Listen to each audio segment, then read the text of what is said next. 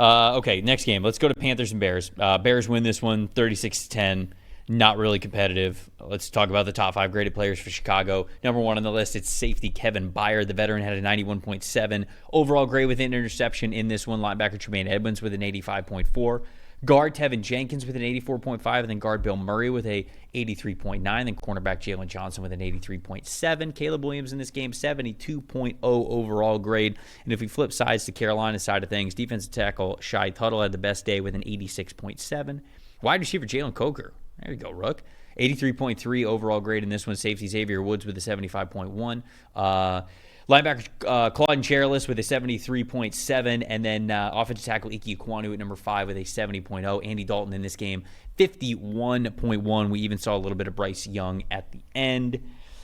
Stat that told the story.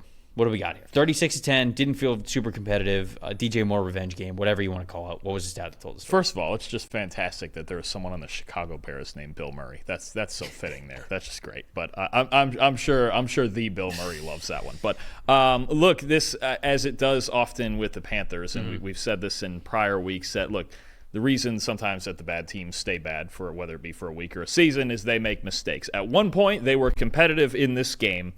It was 14-7 late in the second quarter, and you've got a sequence that went fumble, turnover on downs, missed 45-yard field goal, interception.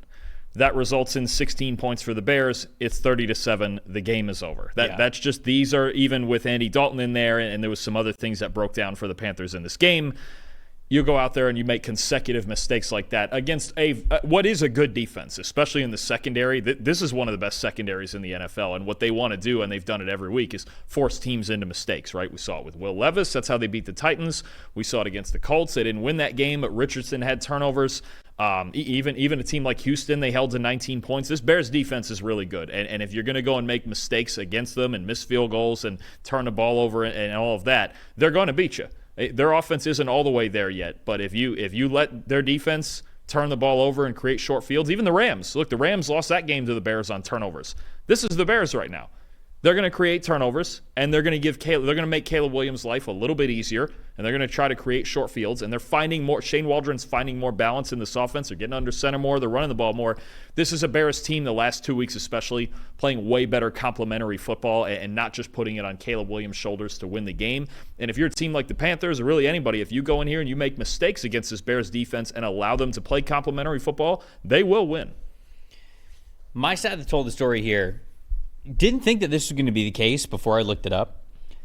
Caleb Williams had a time to throw of 3.44 in this game. Normally, we talk about a lower time to throw being most impressive, right? Because you understand where the ball is going before pre-snap. The defense is doing exactly what you thought it was going to do post-snap, and you can deliver the football exactly where you thought that you were going to. That leads to an average time to throw somewhere around 2.5 seconds, 2.7 seconds, whatever, somewhere within that range. Williams had a 3.44 time to throw in this game. Didn't have a single game up to this point with a time to throw above 3. What was Caleb Williams' big criticism? What was the big criticism of him at USC? Held on to the ball way too long. Caleb held on to the ball. Now, I'm not saying that he did not have good quick throws in this game. He did. But the thing was, Caleb had a handful of plays in this game where he reverted back to USC Caleb Williams. Panthers didn't make him pay for it. He held on to the ball forever. You know why? Because the offensive lineman let him do it. And the offensive line in Chicago has caught a lot of fire this season just for the inconsistencies they had. Carolina's defensive line made them look like all-pro players. That's the stat that told the story.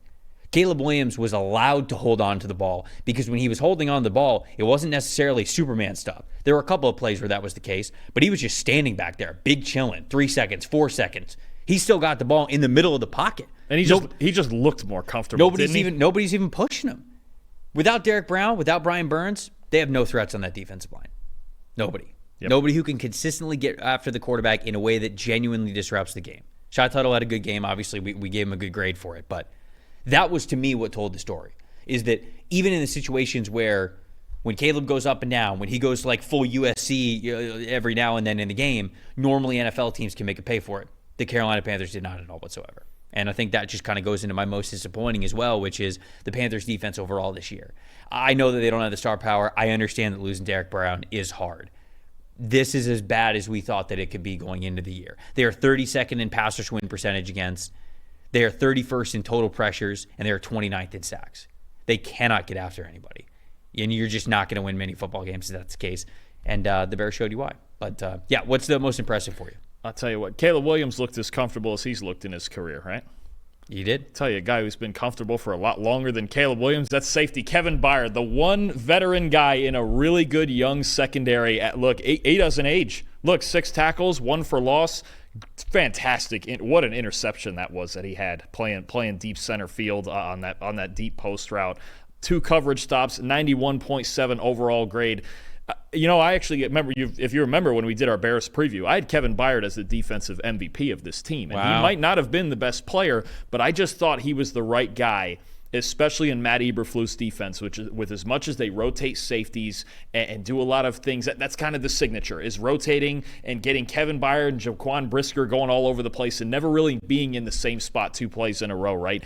His football IQ, his ability to tackle, everything about Kevin Byard is what this Bears team needed when they needed one last piece in the secondary, right? Like when Eddie Jackson kept having his injury issues and they had to cut him, Kevin Byard was so perfect for this defense, and you're seeing it. It could be in the curl flat, it could be in a deep third, it could be anywhere, and he still makes plays, even with so many years and so many snaps under his belt in the league. I think he's really been the final piece to make this Bears secondary an elite secondary, and he was great in this game. Kevin Byard, Itchy's football alumni, by the way. Future Hall of Famer? Ooh, I don't have the numbers in front of me to say, but he's been great. Even his Middle Tennessee, right? He went to Middle Tennessee, I believe. Correct. Ooh, I'd have to look at that. That's Look it up. That's a hard one. Look it up while I'm talking. I think it was Middle Tennessee, and he was an interception monster. And then he started to have that same kind of success, taking the ball away at the NFL level. Middle Tennessee is correct. There you go. You guys doubted Nailed me. It. I could feel it. I could feel it in the chat. No, you guys were doubting me. I usually get them. I usually get them. No, that was a harder one. Yeah, I mean, at PFF all the time in the office, we just do the cliche where you just start naming a player. And where'd he go? Where he went to college. We did that 5 times yesterday while watching the games. My most impressive in this game is Chuba Hubbard because he had 97 rushing yards in this one. 3 yards short of making it 3 straight 100-yard games. And in fact, the only player with more rushing yards over the last 3 weeks than Hubbard is the king himself. It's Derrick Henry. That's it. And then it's Chuba Hubbard. So on a team that trying to find bright spots, trying to find answers, Chuba Hubbard's one of them. He's been really great over the last couple of weeks. I already said my most disappointing, which was the Panthers defense overall. Who's your most disappointing? Got to refine some answers for the Panthers in pass protection, though. This was the one game where their pass pro really let them down. A 45.7 pass pro grade, 17 pressures, 4 sacks on the day, and you come out with some questions too, with both Austin Corbett and Taylor Moton both being hurt and coming out of this game. Panthers, obviously, there's a lot of things they won't survive without, but at least in the first 4 games, their pass protection had been really good. It wasn't. The Bears sent a lot of blitzes and stunts and different looks at them. You kind of saw a lot of mental mistakes up front for Carolina for the first time this year. So if they can get those things fixed, they stand a better chance of winning future games. But this was a rough little flashback to last year for the Panthers offensive line.